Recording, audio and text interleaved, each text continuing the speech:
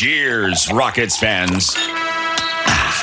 Welcome to The Locker Line, an exclusive podcast from the home of the Rockets. Whoa! Sports Talk 790. Rockets! The Locker Line is proudly served to you by Carbox Clutch City Lager. It is good! Oh, yeah? Red Nation, get ready. Get ready. The Locker Line starts now. Welcome aboard.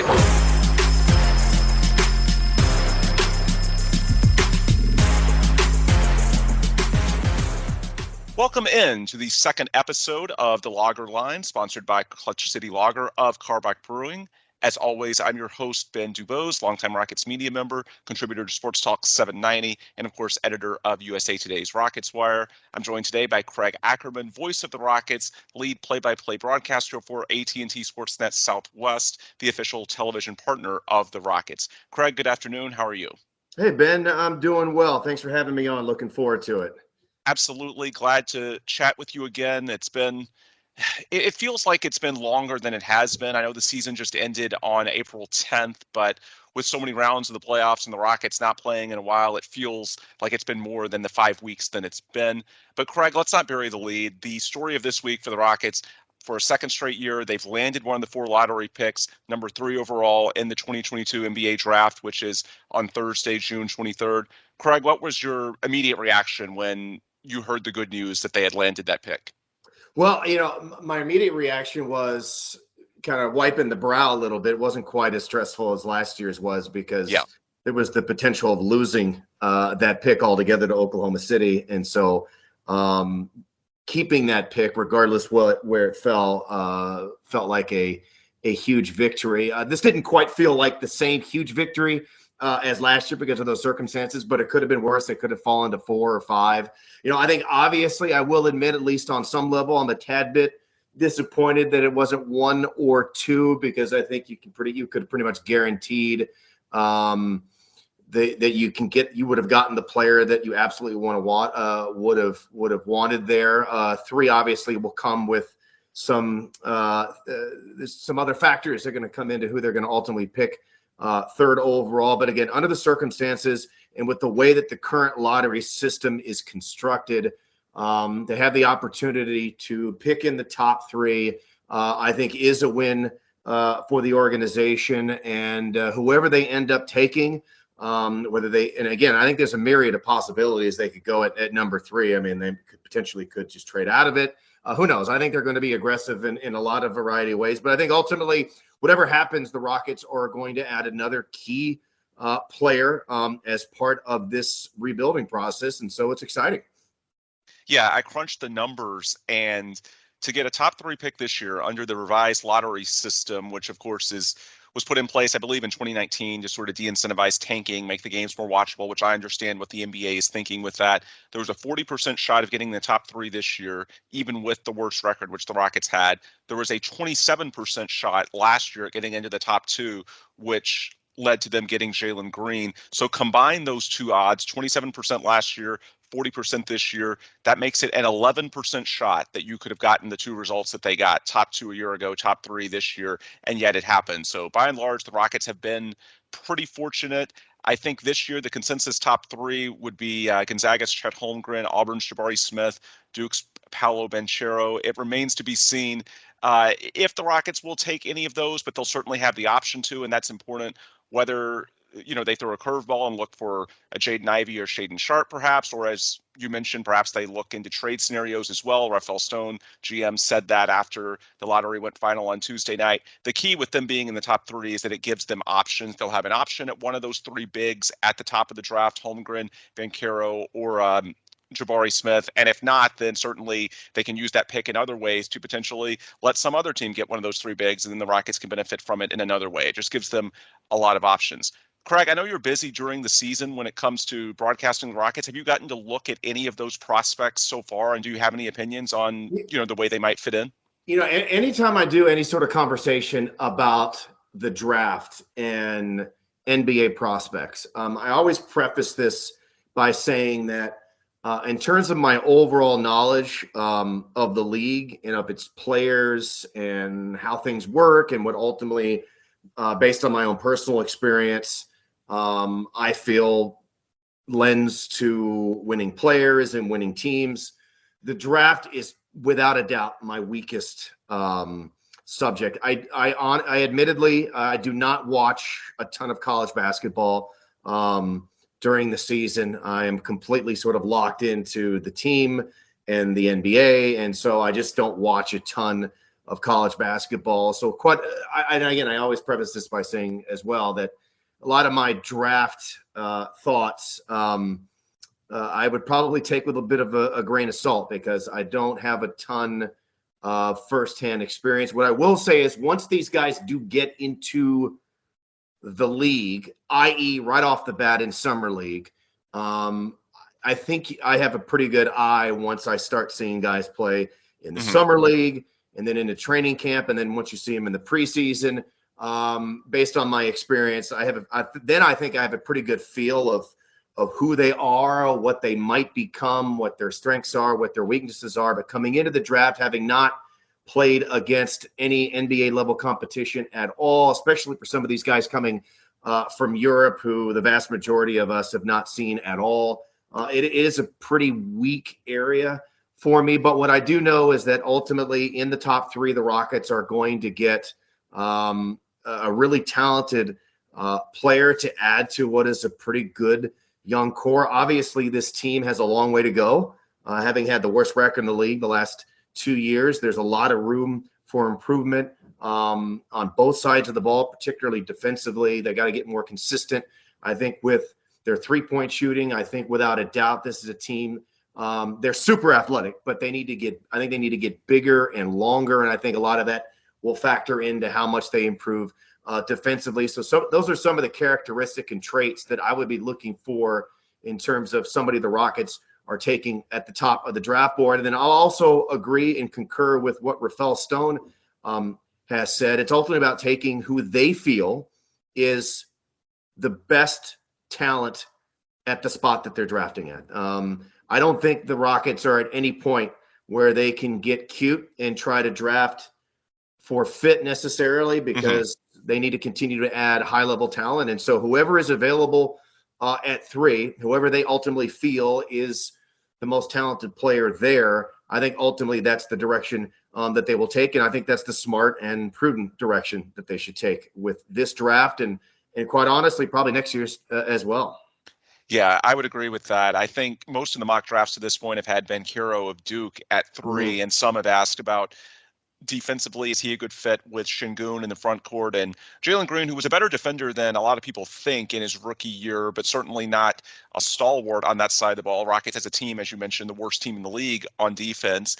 And my response to that is, look, we can talk about fit all day, but at the end of the day, if Banchero is the best talent, you have to take the best talent available, the best chance at a foundational piece, and worry about the fit later, right? Yeah, you don't win in this league without sort of high level talent, particularly generational talent. You don't win at the highest levels unless you have a player like that on your roster. And it's tough to acquire one of those guys, but the best way to do it is to pick high in the draft and pick the right guy. So that's where the Rockets are. And that's ultimately what they should be looking for, to try to select who they ultimately they feel is the single most talented guy at that spot that they can add to this roster.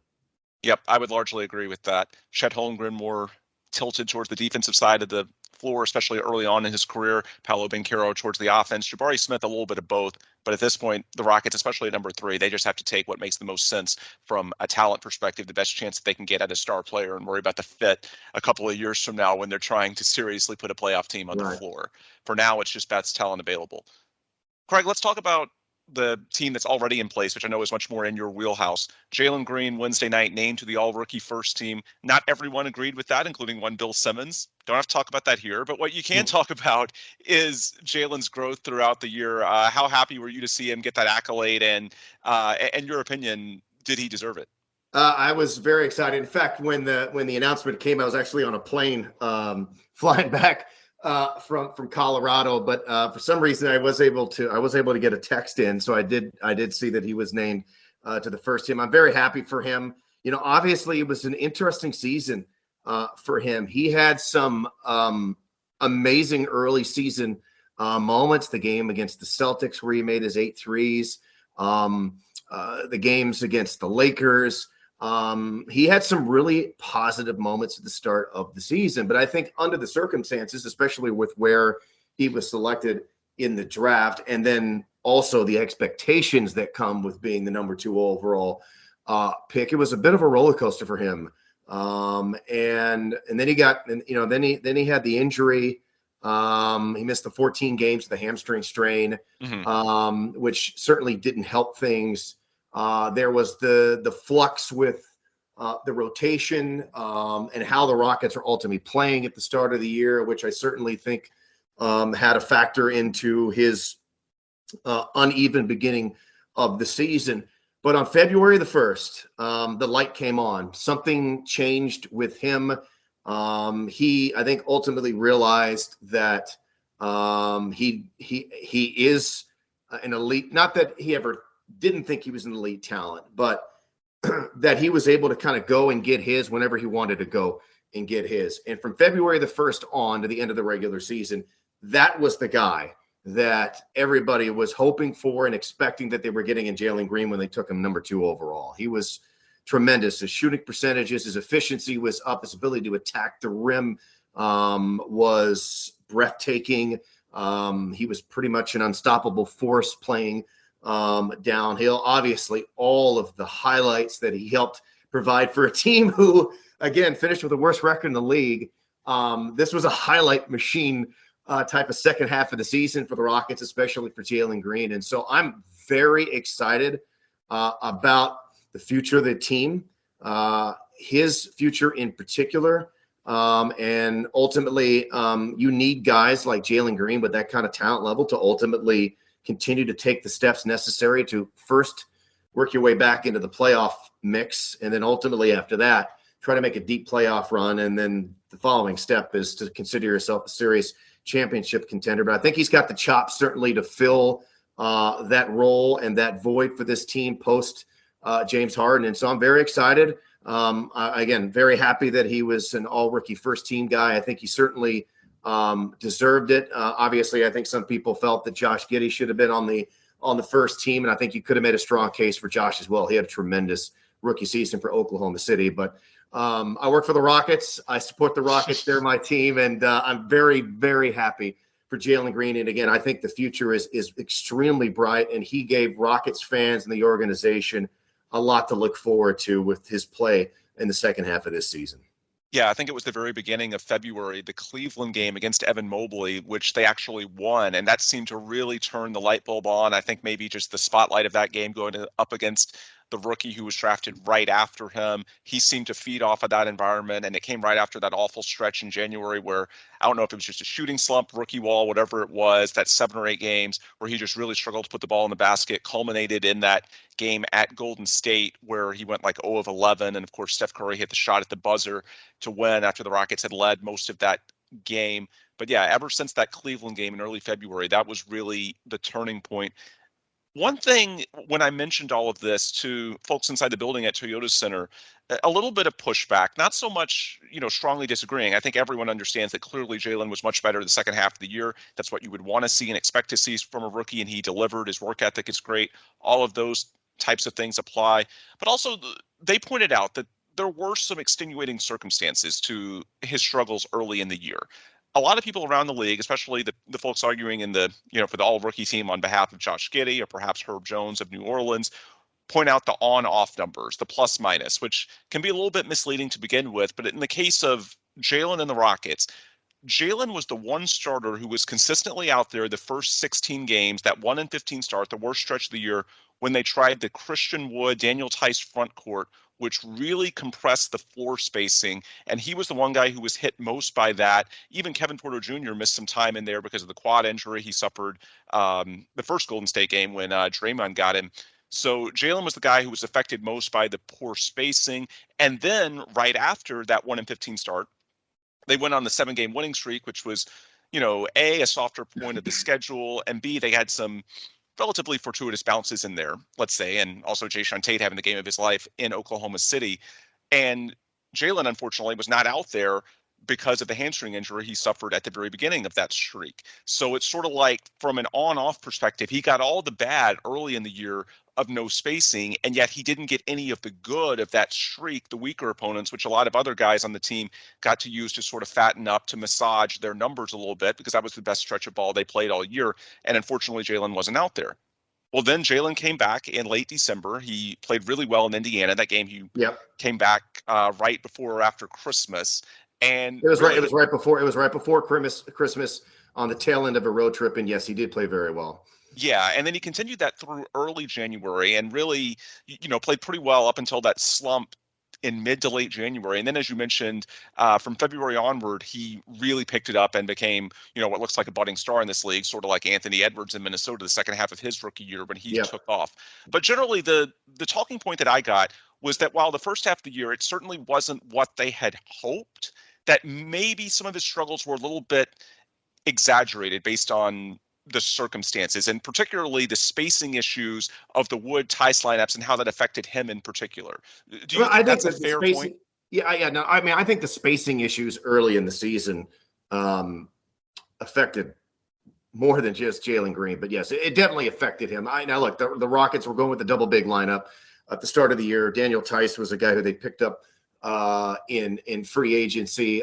They were trying to see if that would work, because I think there were some, and as we saw all season long, legitimate concerns with how this team was going to defend. Ultimately, that did not work out. And yeah, I mean, Jalen was unfortunately his struggles were a bit of a product of that for sure. But you also have to factor in, look, I mean, he's 19 years old. He's still extremely young. The transition to the league is tough for everybody, particularly super young players like him, who came in from the G League and pretty much was just a year removed from high school. I guess some of that was a factor, and I think it certainly was part of it. Again, just sort of adjusting to the league and to the team. And I think there was also at the start of the year, you trying to figure out the chemistry between he and Kevin Porter Jr. and Christian Wood, and who would and would not have the ball in their hands, and who would and would not be tasked to play make and create and be the primary scorer, and so on and so forth. So I think roles were still very much being defined for this team at that point of the season as well. And I think as the year went along, and obviously Tice was traded. Ironically, he's playing in the Eastern Conference Finals again with the Boston Celtics. But those roles became more solidified. I think the chemistry between he and Kevin got better as the season went along. And then ultimately, I think for Jalen, again, personally and individually, he realized that, and again, he's never waned on confidence, but I think ultimately he truly figured out that he could go get whatever he wanted to, whenever he wanted to, at this level, even at his age and his lack of experience level that he had coming in. And so I think ultimately that's what factored in him turning around the season. And look, guys are going to go through struggles in this league. It's tough. But yes, his rookie season did very much mirror that of Anthony Edwards. And so let's hope that his sophomore season will also mirror that of Anthony Edwards. Absolutely. And this is the kind of conversation that, of course, is so difficult to have on Twitter because of the nuance. It's not so much that people in the building disagree with the idea that Jalen did get significantly better through the season. It's just some of the arguments from fans of other rookies against Jalen are perhaps slightly overstated in regards to the depth of his struggles early on, and some of the numbers don't fully take into account the context that, some of it's on Jalen, but also some of it was situational as well. In terms of year two and going on that Anthony Edwards trajectory, what's the biggest thing for Jalen this offseason? Is it building strength so that he can finish on those drives? What are you looking to see him be much better at in October than he was in April? Well, I mean, I think one thing he did not also get much credit for in his overall improvement, because we're looking a lot at the offensive numbers, is that he did improve defensively as well. But ultimately for him, I think his number one, like, his work ethic is incredible. He had that reputation coming in to the league. His work ethic continued while he was playing in the league last year. As a rookie, he spent a ton of time, particularly with John Lucas, who also deserves a lot of credit in his individual development over the course of the season. Because let's just be honest, for the Rockets last year, and we talked about this on the telecast all the time, it was about growth and development. Quite frankly, next season is also still about growth and development, but it was about these players becoming better professionals. And I think Jalen's release quickened a ton. I think anybody who had a chance to come out early to games and watch him and John Lucas go through some of their pregame shooting drills, and this also happened during practices, after practices, non-practice days. He quickened his release. I think that needs to continue to be a focus. Obviously, he is an elite athlete in a league that features elite athletes. He's at the top of the list there when it comes to his elite athleticism, but obviously he's got to get stronger. He's got to add some more muscle and weight, which I think will come with time. He's young. Just to help, again, as you mentioned, finish through some of the contact. And I think also with more strength comes even a greater sense of aggressiveness. And typically in the NBA, the more aggressive team, the more aggressive individual gets more of the calls from the officials. And I think we saw a little bit of a roller coaster ride too as the season went along, with him either getting some calls or not getting the calls that everybody thought he was supposed to get. But I think strength and bulking up a little bit will help with that, and just remaining consistent. And again, I'm not concerned at all with his ability to improve, because he's got an amazing work ethic. He knows what he needs to do. He puts the time in to get better. And so I'm very excited to see the player that he's going to be when October rolls around, after a full, complete summer, without having to worry about traveling or appearances or, quite honestly, even games. Just getting into the gym, working with his trainers, working with the Rockets coaches. I'm really excited and looking forward to seeing the player that he will be in year two, because obviously players who become stars, superstars in this league, tend to make significant jumps between year one and year two. Absolutely. I want to ask you quickly about a couple other guys on the roster. Let's start with Kevin Porter Jr. A bit of an up and down season for him, and I think a lot of it was trying to figure out the balance between the scoring guard that he had been in the past and then taking over the reins as full-time point guard, more of a facilitator. So I think a lot of this year was about trying to find the right balance between scoring and facilitating. But late in the year, the last 7 games, after they shut down the veterans, no Christian Wood, no Eric Gordon, no Dennis Schroeder, KPJ was incredible down the stretch of that season. Now, they didn't win any of those games, but I think he was averaging like 27, 8, and 7, something like that. And I'm just curious, from your perspective, how much of that is, well, someone just had to score based on the fact that so many of those veterans were out, and how much of it was maybe something clicked for him that he can carry into next season in terms of when to score, when to facilitate, and what the right balance for him is next to Jalen? Well, that's obviously a big question. I mean, that's why they had him when they brought him over. They sent him down to the G League to begin with, because they wanted him sort of learn a bit of a new position, and learning the position of being your primary playmaker on offense at the NBA level is pretty tough, if that hadn't been something you had already been doing previously in your basketball playing days. Look, Kevin is extremely talented as well. Not just the last 7 games. I thought his second half of the season was really good. And I do think a lot of that also happened to do with roles getting more defined as the season went along. When you have a lot of young players on a roster and a team that's in a rebuilding phase, obviously young players are trying to prove to the league and to general managers that when they have an opportunity to get that next contract, that they deserve a big one. And so there's a little bit of a push and pull between what's best for the team, what's best for the individual. Again, when you have a lot of young players, and I don't fault them for this, A lot of times they are obviously looking to secure generational financial security. I don't blame them. If I were in that same position, I would be doing the exact same thing. But I did think roles being more defined as the season went along had a lot to do with Kevin Porter Jr. as well. His usage went up late in the season, particularly late in the season. He is very talented. He's got tremendous size, and he's got an organization behind him that does very much believe in him. Even though there were some ups and downs for him, again, personally throughout the course of the season, but the organization has stayed steadfast behind him and supporting him. They believe in his talent. They believe in him as a person.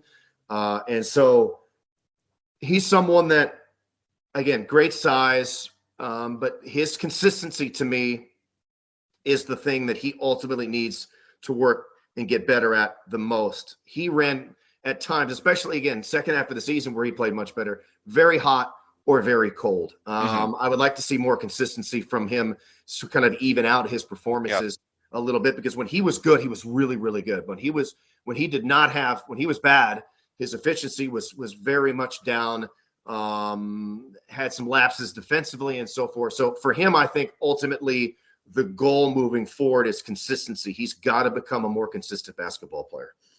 Yeah, and one thing he said in his exit interviews that really resonated with me was that his offseason point of emphasis was going to be finishing at the rim, because that's something when you look at his rookie tape and even, his first year, second year in the NBA, but first year with the Rockets a year ago, the COVID season, he was much better at that than he was this past season. And I think especially if he gets more comfortable finishing through contact, in many ways, a similar deficiency to Jalen, even though he's a couple of years older, then that's going to help him in so many other ways.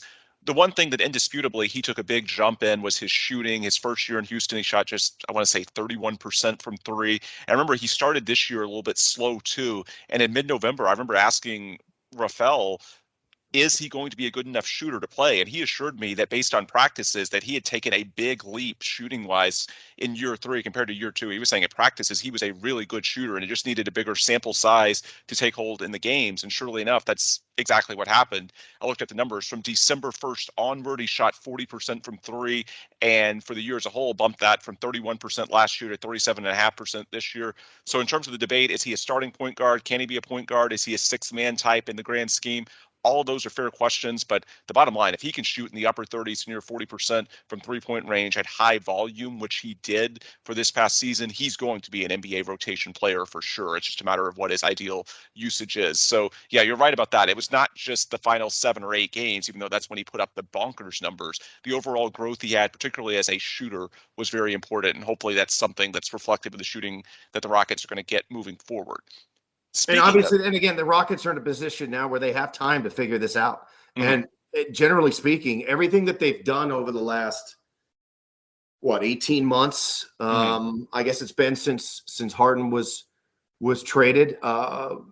They've shown that they're going to be patient with this process. And I think that's ultimately extremely important, because when you're in this type of a rebuild, basically from the bottom up, there's going to be some pain that goes along, inevitable pain that goes along with it. But I think ultimately the coaches, the front office, and probably most importantly ownership, they're on board with staying patient with this process. And so ultimately they're going to allow Kevin to try to work his way through this. And ultimately they don't need to make any sort of decision now on, again, as you mentioned, what ultimately he might be 2 or 3 years from now, but they're going to give him a chance to try to get there.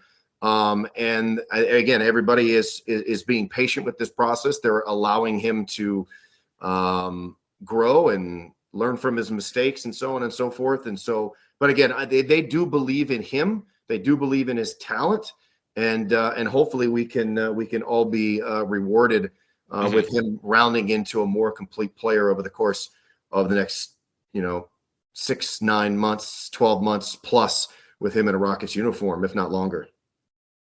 Speaking of near elite 3-point shooting, Christian Wood, 39% for the year from 3 on very high volume, especially for a big, about 5 threes a game. That is incredibly useful in today's NBA. In a lot of He ways. said he wanted to shoot. Remember at the start of the season, he was like, I want to shoot 40%. There were a lot of eye rolls with that. That was his goal, and credit to him. He almost got there. Yeah, his shooting was phenomenal, and there are games like the Washington one late in the year that he takes over. There are also, of course, the lowlights, especially defensively. And the Rockets, he's someone, Christian Wood, that's on more of an expedited timetable because he's going into the final year of his contract. Mm-hmm. So one way or another, this next season, the Rockets need to figure out where he fits or if he does into their longer term puzzle. And I guess, Craig, the way I'll phrase this question to you, what is Christian's role on a good NBA team? Because the way you look at his performances with the Rockets, if you play him at the 5, he's quick enough to run circles around a lot of traditional bigs. He can be a big threat in the lob game. We know what he can do in terms of spacing the floor, but he's so thin. He doesn't provide much in the way of rim protection or post defense. And if you put him at the 4, then we talked about earlier in this episode, the Wood and Daniel Tice pairing just did not work at all. They tried Wood and Şengün, and it was a little better. Don't want to say it was as bad, but mixed results at best. Christian does shoot well enough to be a 4, but does he move well enough in space? Is he committed to doing what it takes on both ends of the floor to operate more on the perimeter? I don't know. So I guess while Christian is a very talented player, I'm just trying to figure out in terms of improving his weaknesses, especially on the defensive end. And I guess in fairness to Christian, one thing we should point out, it feels like that Christian regressed a bit on defense from year 1 to year 2 in Houston. Some of it, of course, the year 2 team in Houston was much younger overall. So I think the overall team defense, everyone suffered because, you're playing all these young guys, and that's inherently going to be, weaker as opposed to year 1. You have these veterans like John Wall and Victor Oladipo on the perimeter. But I guess just long term, is it at the 5? Is it at the 4? Is it bulking up? Is it getting more used to playing in the perimeter? What is it that a team needs to do to make Christian Wood truly usable on a contender? That's a great question. There's no doubt he's really talented. A lot of people ask me about Christian Wood, and I'm like, man, this guy is a really skilled basketball player. There are not a lot of guys at his size who have his combination of offensive skill set, but obviously defensively is a big concern for him. I don't know at this juncture how much more he can bulk up. Certainly there is some room for that, but I think with his frame, I wouldn't expect a ton more of that. Ultimately, I think where he would be best suited would be playing alongside. And again, I think with the way the league continues to transition, don't necessarily need to sort of pigeonhole him into, okay, this guy's a 5 versus this guy's a 4, because positionality is kind of, that really doesn't matter anymore, right? Fair point. And in the teams that are really good, have multiple players who can kind of do multiple, do lots of different things well. And so actual positions don't necessarily matter. But I think ultimately his best fit is alongside, whether it be a 4, another big, or that is a plus defender, right? Whether that might be a weak side help defender or a primary in the paint defender to kind of make up for some of his weaknesses. I think at 6'10", I think Christian is much better defending on the perimeter than he is in the paint. Could you ultimately play him alongside 2 other bigs, right? Like, we're talking about positionality not really mattering. If the Rockets happen to take one of those 3 bigs at the top of this draft and Christian is still on this roster at the start of the season, could you ultimately play, say, Şengün, Wood, and one of the guys they select in the top 3 together, along with Jalen Green and Kevin Porter Jr.? I don't know, but there's no denying that he's super talented. But I think ultimately what his skill set will best lead to winning when he's surrounded by several other players who are able to sort of assist in him defensively in the paint. Again, whether that be from the weak side or as a primary post defender, and then you can kind of find things out. But look, he shoots tremendously well, rebounds well. Obviously, the free throw shooting for Christian Wood is something that needs to improve, and I know he continues to work on that. And I know it's been very frustrating for him individually to not see better results than he's gotten. But he is super talented, and he's definitely belongs in the league. And I also think with a guy like Christian Wood, perhaps if his usage came down a tad bit, I think that might ideally lend itself to some more winning play on the floor. But there's no denying he is super talented, and there aren't many people like him in the league. And so trying to find the right place for him is important, and is a bit of a question. But you gamble on talent, and that's what the Rockets ultimately did. They gambled on talent, not to mention they signed him or acquired him in the sign and trade from Detroit because the thoughts were he was going to play with James Harden, and that would have been ideal as a pick and roll, pick and pop big guy with James Harden. But obviously the thing with James didn't work out. So let's see what happens. Yeah, still only 26 years old. The last guy that I want to ask you about from this last year's team, well, not on the team, but affiliated with it, is Stephen Silas, because he's going into year 3 in Houston, and he signed reportedly a 4-year contract, which is pretty standard around the league for coaching hires. So it's a year in which the Rockets are going to have to evaluate him and whether he is the guy long-term for what they're trying to do. And the first 2 years in Houston, they've had the worst record in the league. That's obviously not Stephen Silas's fault. The circumstances of the job changed dramatically from when he took it in October 2020. And as you mentioned back then, you had James Harden. You were hoping that you could have James Harden and Christian Wood as your pick and roll foundation, if you will. Obviously, the rebuild was due to factors completely out of Stephen's control, and no one should hold the record against him.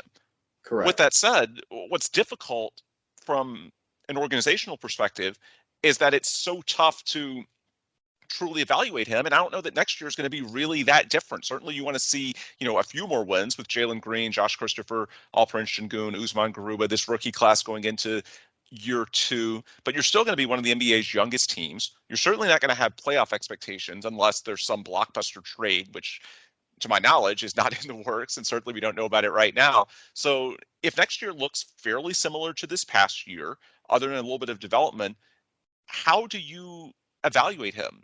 The one thing I kind of come back to, the exit interviews that we did with the team the last game of the year and the day after, Stephen talked about opening up the playbook, and he said that this year's schemes were by default fairly vanilla because it was, with Jalen, Josh, Alp, their first year of NBA basketball period. With Kevin Porter Jr., it was his first year as a point guard. And he talked about this next year, showing more layers to the playbook.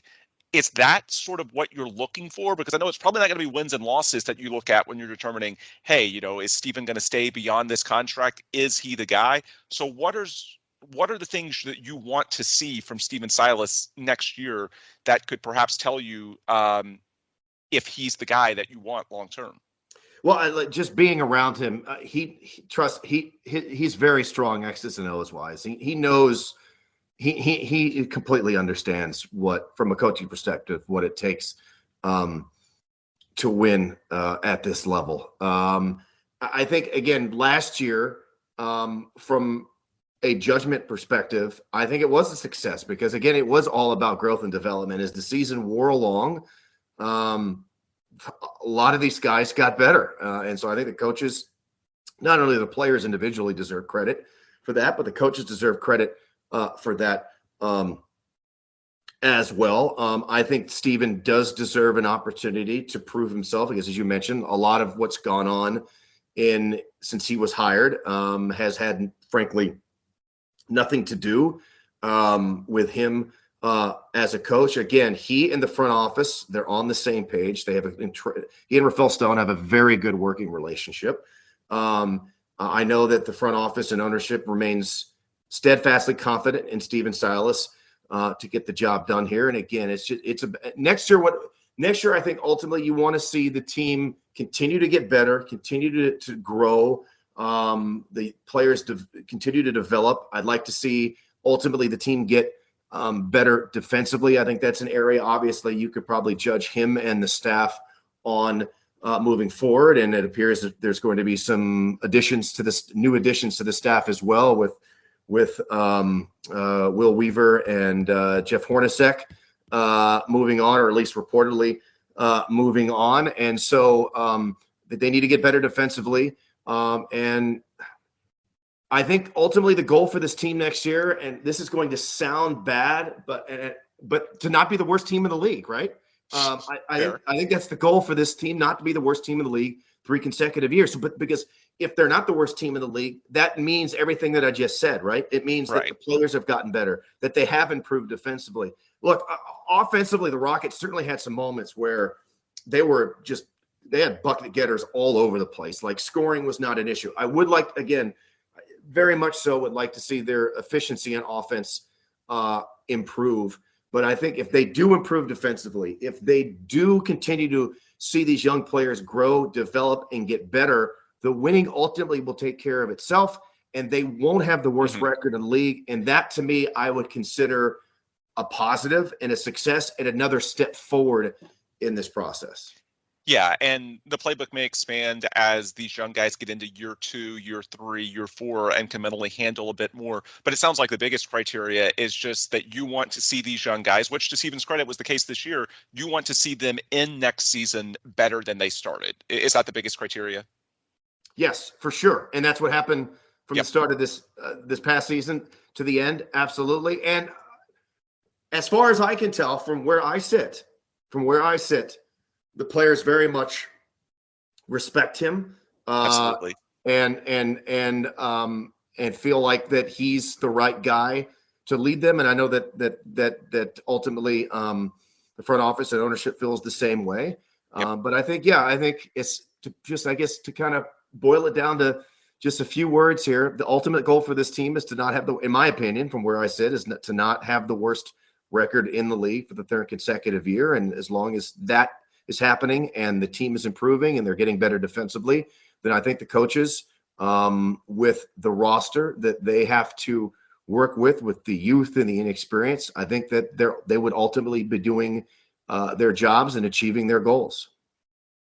Let's finish up this episode talking about some fun stuff for you personally. This was a big year of transition. It was your first year as the full-time TV guy for AT&T Sportsnet Southwest. You had been doing the final years of Bill Worrell's tenure doing TV for the road games and radio for home, while Bill was still calling the road games, or Bill was still calling the home games, transition into a retirement tour, if you will, that went on for a few years. And so this past year, you got to take the reins full time. You got a new partner in Ryan Hollins, replacing Matt Bullard. You kept Kaylee Griffin as courtside reporter. I thought that trio worked really, really well together. You also got to go back out on the road for the first time in a couple of years, because the 2020 to 2021 season, you were calling all the road games out of the studio due to COVID. For the most part this year, you got to travel. You got to experience road arenas again. What was this year like for you personally, in terms of stepping out of what's been going on the last few years and sort of embracing what hopefully is the start of a new Rockets TV era? Well, first of all, look, I had a blast this past season. Let's go back 10 years, right? And I've been with the organization forever, but going back 10 years when I was doing full-time radio and the team started to get really good, and you went through that 7 or 8 year stretch with James Harden where the team was a championship contender. I had always wondered how incredibly painful it would be if you were one of the worst teams in the league. And frankly, and this is an organization for the better part of its existence has really never had to deal with this on a consistent basis. I mean, outside of the Spurs over the last quarter century, the Rockets have won as many games as any team in the league. And so I was wondering what that would be like, how tough that would be, how painful that would be. I will admit, 2 years ago, after that season was tough until the second half of the year, where they committed all the young players, and then it ultimately became about rebuilding, right, and growth and development. From that point forward and through last season, I didn't think it was difficult at all. In fact, I'm excited about it. I was excited for the transition. Quite honestly, I've said this before. I think it was time, ultimately, especially after Mike D'Antoni had left, followed by Daryl Morey. It was time to shift and move into a new direction and a new era. And I was fully on board with that. And I just think it's fun and exciting to and with this sort of perspective to watch new guys here, new blood, new talent, young players to try to build something from the ground floor. I think I had a blast. I really did. I mean, obviously the start of the season, as you mentioned, with the losing streak, I would prefer more wins than losses. Again, long term, I'm not saying this is something long term that would get comfortable with, i.e., if you were out of the playoffs for 10 plus seasons, right? I would not be comfortable with that. But with the transition of eras between where the Rockets were a couple of years ago to where they were now, I find it to be incredibly interesting, intriguing, exciting.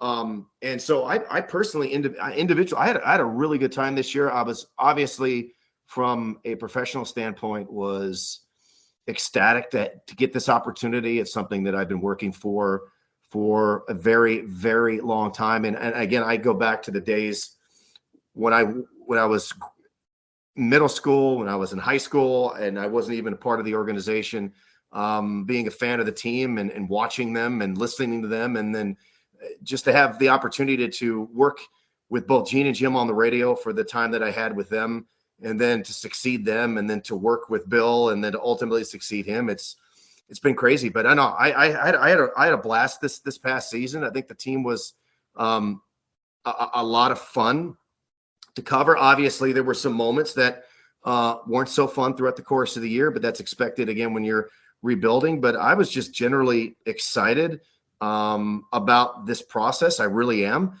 And I'm looking forward to another step in this process. And I really enjoyed working with Ryan and Kaylee, and obviously it was we talking about growth and development, but I think it was a growth process for Ryan and I. I had never met him up until the point that he came in for his in-person interview, and we did a mock broadcast. That was the first time that I had ever met him.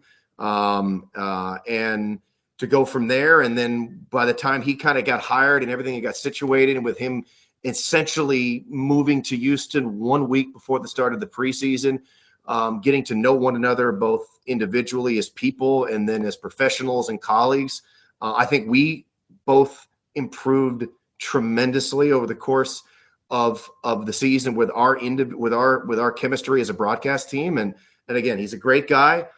He's one of the most positive people I've ever met in my whole life. During some of those down times when I was about to sort of step off the edge, he was able to kind of pull me back in. So I had a blast. I loved working with him, and I look forward to doing it this upcoming season as well. Yeah, when we had Gretchen Shearer, president of business operations with the Rockets, on this show last week, she talked about that being one of the more important decisions early in her tenure that she was involved in. What was it when you did that mock broadcast? What did you notice early on about Ryan that made you think that he was potentially a good fit for it? What stood out? And I guess also, what are some of the differences between him and Matt Bullard, who you worked with for so many years? First of all, I love Matt. Obviously, I've known Matt for a very, very long time. And I really enjoyed working with Bull. And because I had known Matt for a long time, I think when he and I started working together, 6 years ago on the road games on TV, I think our ability to develop our chemistry came along quicker because I had a relationship with him. I knew who he was. I know him as a person. And so I think that transition was probably more of me getting comfortable with working on television. And then once I kind of became a little bit more comfortable with that, I think our transition between the two was seamless. And again, I really enjoyed my time with Matt, and I'm happy that he's happy in his new role in the organization. I know he really enjoys what he's doing right now. But Ryan has incredible energy. And I fancied myself as high energy guy too. And so to me, that is Ryan's strength. And then again, as the season wore along, the fact that he literally knows everybody was also a bit of a surprise. And his ability to sort of break down things that he sees in the game, I think, is a great strength and quality of his. But his energy level, the one thing that we really had to work on over the course of the season, and quite honestly is something in my position that I think it was incumbent on me as opposed to him, is that, again, we're both high energy. We both really like to talk. What was trying not to step over each other, when to let the other person get their points in, and vice versa. And so for me, as I learned who he was, I learned to sort of back off more than I had in the past with Matt, because Ryan's going to fill that void, right? In some instances where Matt did not. And so to me, that was ultimately the thing that I had to learn and work on myself as the season went along, because Ryan was high energy. Ryan was a big time talker. So was I, but I needed to back off to allow him to give him space and be him. And ultimately, I think that's my job as the play-by-play guy, is to allow your analysts to be who they are, because on television, the analyst role is far more important than it would be on radio. On radio, it's quite the opposite, because as the play-by-play person, it's your job to sort of be the eyes and the ears of everything that's going on. And so you sort of sit in that primary role in that regard. But in TV, I had to back off a little bit. And I think, again, if you watch our telecast from the start of the season to the end of the season, we got so much better as a broadcasting group over the course of the year, because we got to know one another on a personal level. We got to know what our strengths and weaknesses were as broadcasters and as a team. And I think we're going to be even better in year two, because we're going to be starting off at a very different place than we were in year one. Again, he had basically just moved into a place a week before the preseason started. It was like, here you go, Ryan. And he kind of had to hit the ground running, and his head was spinning and so forth. But I really enjoy working with him. I really do. We had a ton of fun. And again, he's so incredibly positive. You can't help but have that rub off on you. Yeah, absolutely. And one of the areas that the energy really stood out was how many times he went beyond the call of just, his work with AT&T, and you'd see him in Twitter Spaces at 1 a.m. I was amazed at his work ethic, because on a game. Well, first off, you've got your crazy travel schedule during the year. You're basically living out of a suitcase a lot of the time.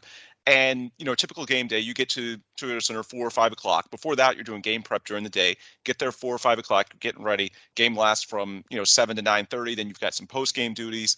And I know most people just want to, go home, have a glass of wine, and, go to bed.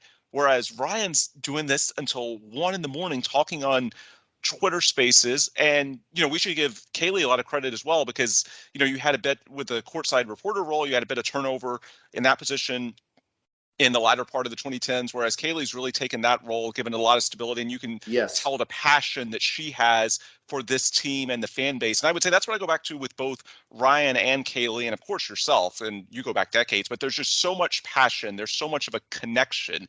And I think that's really important in a situation right now where the team isn't that good. They're losing a lot of games. And with the team in the state that it's in, things like the Twitter Spaces, which I saw Ryan rope you into as well. I got in there one time, and I think I was on there like 3 hours. Yeah, you were. I remember you lasted in there quite a while. But just in general, those types of initiatives are even more important to form and forge that connection with the fan base when the team is in a rebuild like this. Is that a fair way to put it, that this is a good time to bring in that type of energy? And Ryan deserves a ton of credit. It is. And now I will admit, I don't necessarily agree with why this is the way that it is in this profession, but it's often very hard for fans of a team, and it doesn't matter what the sport is, right, to have someone come in who they consider as not one of them, who's not part of the family, who has not been associated with the organization, particularly when it comes to analysts. A lot of people expect the analysts to have ties with the team, whether they had coached with the team or whether they had played for the team or have some sort of, they previously had some sort of connection with the organization, which was not the case with Ryan coming in from the outside, which, oh, by the way, is why I think his hire surprised a lot of people for that very reason. But he deserves a ton of credit. He hit the ground running, sort of helping, what's the word I'm looking for? Allow the acceptance of, he did everything that he could over the course of this first year to quickly transition from outsider to, okay, this guy's one of ours, right? I think he did everything that he could over the course of the season to put all of the concern over the initial hire aside. I don't think anybody, as the season went along, even thought about the fact that Ryan hadn't played for the team before or had no previous ties with the organization before. It's very hard to do. Again, I don't think it's something that, and to the credit of AT&T Sportsnet and ownership and Gretchen, when they ultimately made the decision to hire Ryan, they thought outside of the box a little bit here, and For sure. and I think it's worked out. Again, I really enjoy working with him. I think it worked out tremendously. He deserves a ton of credit for. There's a lot of pressure. Again, I don't think if I'm hiring for broadcast positions, again, based on what I do and what I know, I don't think you have to hire somebody who's already been associated with the franchise. Fans tend to accept those people a lot easier. But I think any thoughts of Ryan not being somebody who had previously had any ties to the organization, I don't even think that's much of a thought in anybody's minds anymore. And he deserves a ton of credit for that, as does Kaylee and what she's done over the last, 2-3 years that she's been here as well. They've demonstrated that they're passionate about the team and the fans and trying to provide the best coverage that they can for the fans and of the organization. And I think that's allowed both of them who've been outsiders coming in to be accepted as a member of the Rockets family. Yep. And I guess to a lesser extent, in my position, when you succeed legends, right? Guys who have been there for 3+ decades, there's a little bit of that as well, but my situation is a little bit different because, again, I've been associated with the organization since the mid-1990s when I started out as an intern. But a lot of credit to both Ryan and Kaylee. I think they've done an incredible job, and I think a lot of people have accepted them as one of their own, and that is so difficult to do. Absolutely. And I think it's just a testament to the value of positivity and hard work. And as far as the hard work, we're about to hang up and I'm going to watch Kaylee on the AT&T Sportsnet broadcast of the Astros, where she's filling in for Julia Morales this weekend. And of course, we have a running joke whenever Kaylee does the Astros, every game is like 15 innings. It's just ridiculous. No. Yes. Yeah. I think every game, I think last year, we always joked about it too. I think every game she worked last year was like 4+ hours or something. Yeah. Something ridiculous. Yes, it is a running joke. She tends to get the long telecast for sure, although baseball tends to run a bit long anyway. Sure, it's tougher when you come from the NBA world and you're structured every game is about 2:15, whereas baseball, oh my God, it drags out. Oh my God. It is. And you know what's funny is that I was a baseball guy growing up. Baseball was my sport. It's what I played. It was my entire life, baseball. Like I played it year round in school, in leagues, in summer leagues. I played a bit in college. My intentions until I got into the broadcasting game, if you will, was to continue to try to play baseball for as long as I could. But yes, you kind of get into this mode where you're expecting the game to be around 2 hours and 15 minutes, and then you're on to the next thing. And I think that's also been something that's been very, very important to Adam Silver, is that he realizes as we continue to move into the future, people's attention spans get shorter and shorter and shorter. And ultimately their goal is to try to fit NBA game windows into a soccer window, right? Yeah. That's their goal. Now, can they get them consistently inside of 2 hours? I don't think so, especially with network games and the amount of money that they're spending on the league and the amount of commercial inventory that they need to have available to make up for the amount of money that they're giving to the league in rights fees. And that goes the same for regional sports networks as well. But yeah, I think that's been a goal of the league to kind of condense that window a little bit. And I think ultimately that does help with fans' attention spans, as we got off on a little bit of a tangent about the length of baseball games. But yeah, exactly. And of course, that's why Major League Baseball is looking at the pitch clock and stuff in the minors, because it is an issue. I know a lot of it's an purists have issue. problems with I told you I was a baseball guy. It is issue. Yeah. It is tough to Yeah. sit down and commit yourself to 3.5 hours. Especially if you can go 4+ with the way that, especially in the especially postseason, with how many games they have, like college football, right? College football, those games are exponentially longer than NFL games, right? NFL games are in a window of 3 hours, right? But the issue is that you're only playing 12, 13 games a season, right? Yeah. And so you're able to commit yourself to that kind of a time with those few games. When you have 162 games of it, right? Again, we kind of talk about the length of baseball here.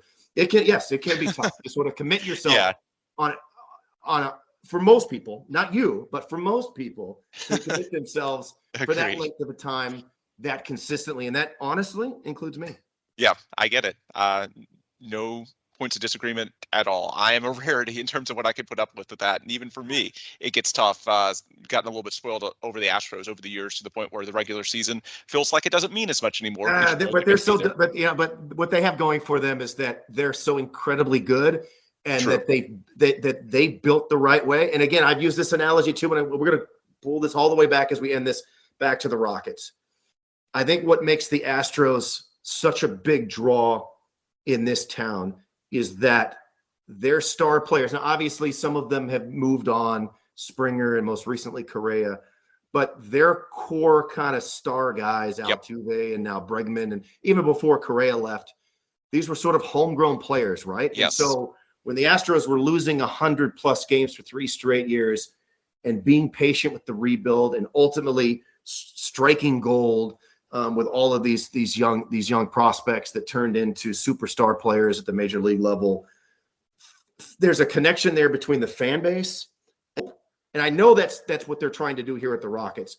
But I hope ultimately this is what this here with the Rockets, there's no guarantees of anything, that this can turn into with this organization, that they stripped it down, they're starting from the ground floor, and they're building with young players that as they get better and the team gets better, the connection with the fan base gets better. And then that passion is so incredibly high, like it is with the Astros. And then you can have a sustained level of excellence that everybody can get behind. Yep.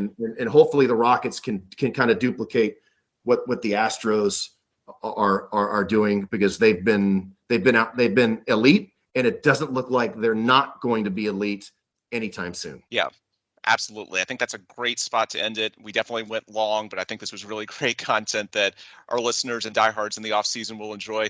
One last thing, and you can make this a 1 or 2 word answer if you want before we go out. NBA playoffs going on right now. Most of the former Rockets connections, James Harden and the Sixers, Chris Paul and the Suns, already out. The 4 teams left: Miami, Boston, Dallas, Golden State.